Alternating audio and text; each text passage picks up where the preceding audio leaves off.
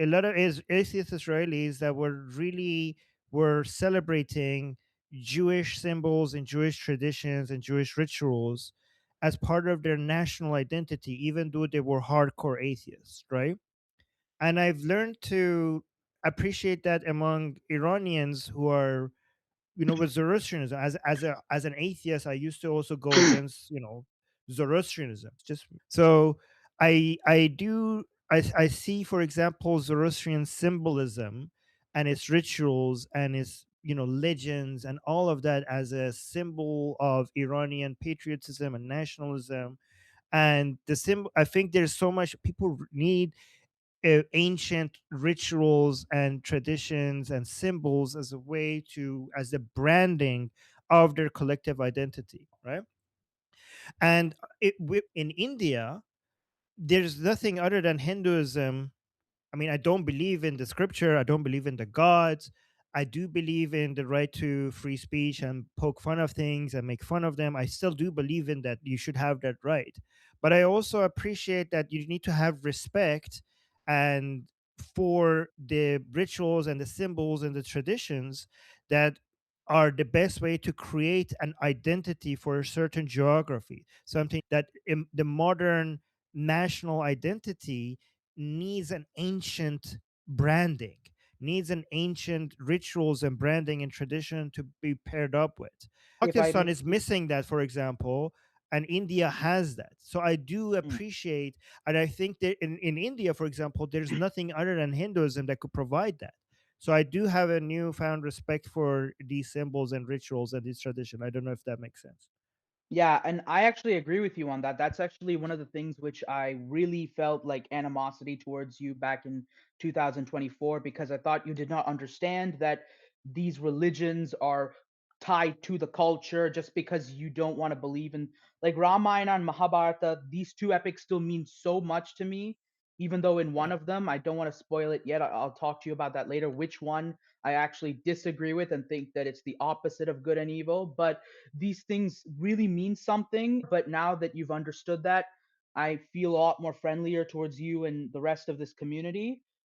But the Thank you. thing is that despite I believe that my culture, Hinduism, is very important towards me, but I still have, like you, I've changed. I've begun to understand that there's so much about my religion that I should actively oppose for the betterment of my country and my culture, such as the caste system and the rule of Brahmins. And I actually want to talk to you about that.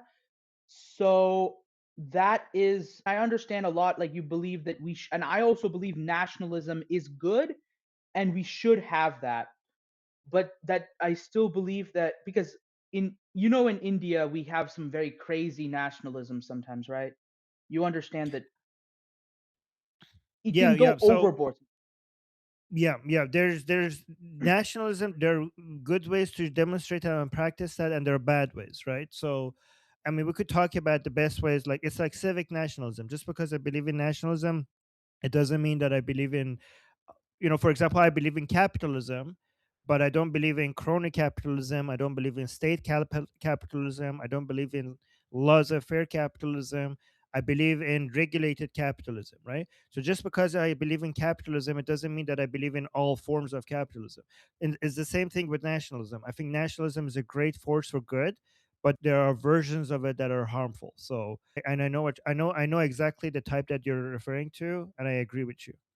Yeah, because I originally thought, how can this man be against Hindutva but call himself actively a Zionist? Because those are for me those I believe were the exact same thing, just for the different countries. So I didn't understand why you were against Hindutva, but you called yourself actively a Zionist. And I think I can discuss that with you a little bit late in the next part. But I just want to talk a lot about these things and clarify with you a lot of what I know about Hinduism and stuff. But I hope to chat with you because I have a YouTube channel myself, Tarun TAC. Maybe you can check a little bit of that out. All And right. but don't do that yet because you'll So probably think that I have some horrible opinions. So wait for me it's to share okay. it with. Okay. Sounds Yeah, good. Thank you. I really appreciate it. I look forward to talking to you more about this later. but Let's go can I down ask the one list last and, yeah, question? Because I very fast, because other yeah people are waiting. okay.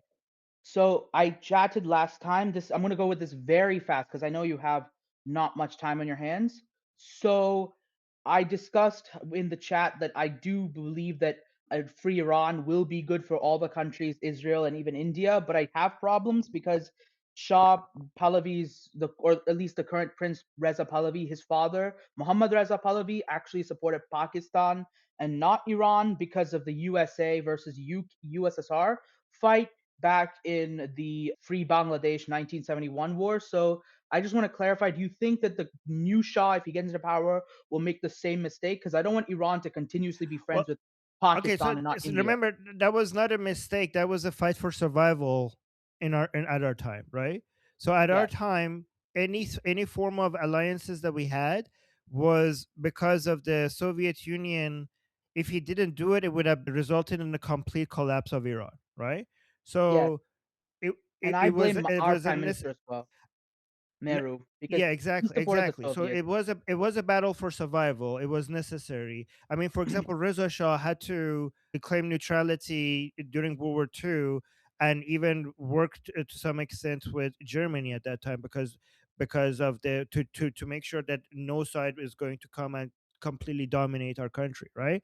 So these are the things, like, people, it's really easy to judge these things when your country is not at the verge of collapse, but if you're in the middle of it, you see why they had to do what they did, right?